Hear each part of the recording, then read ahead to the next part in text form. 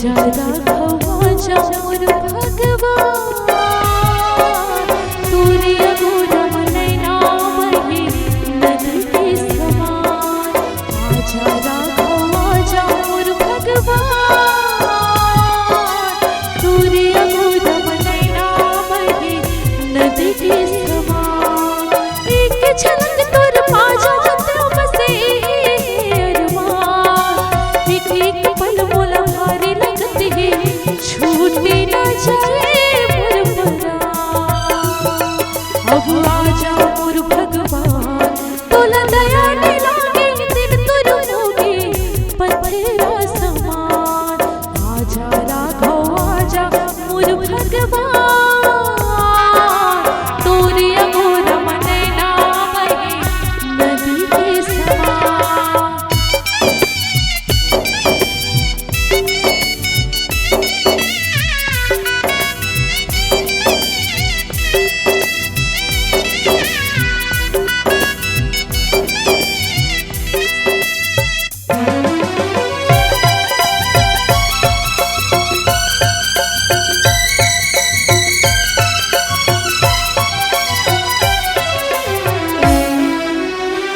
तोरे दासे दरस के प्यासे कमी है कौर भक्ति में।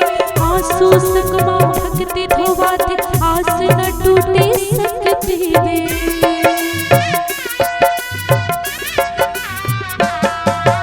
दूर के नाता ये जगले प्रभु आसल तोर से लगाए हो।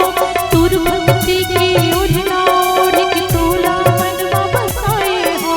मोर का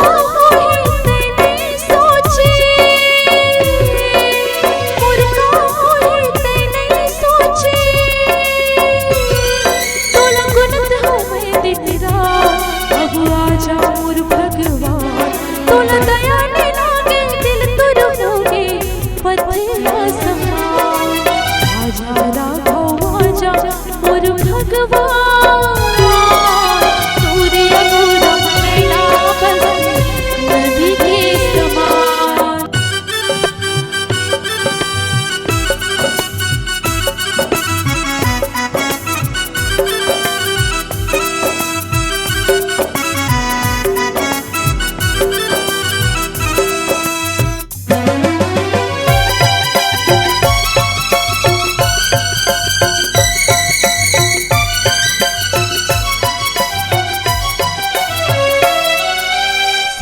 की डोरी टूटत हावे प्राण जाहि कस लागत है। तोरे दया पाओ ने पाओ सोच के लागत है।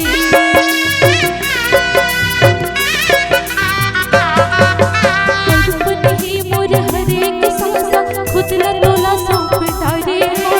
जग में पठना तोड़ के राघव एक तुर का छू आगे हो। काहो ही करते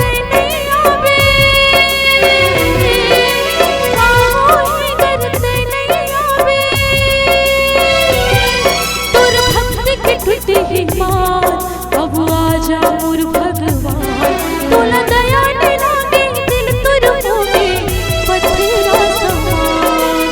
आजा राघव आजा मोर भगवान तोरे अगोरम नैना बहे नदी के समान। एक झलक तोर पाजा जतों बसे अरमान। एक एक पल मोला भारी लगते है छूटे न जाए मोर प्राण। अब आजा मोर भगवान।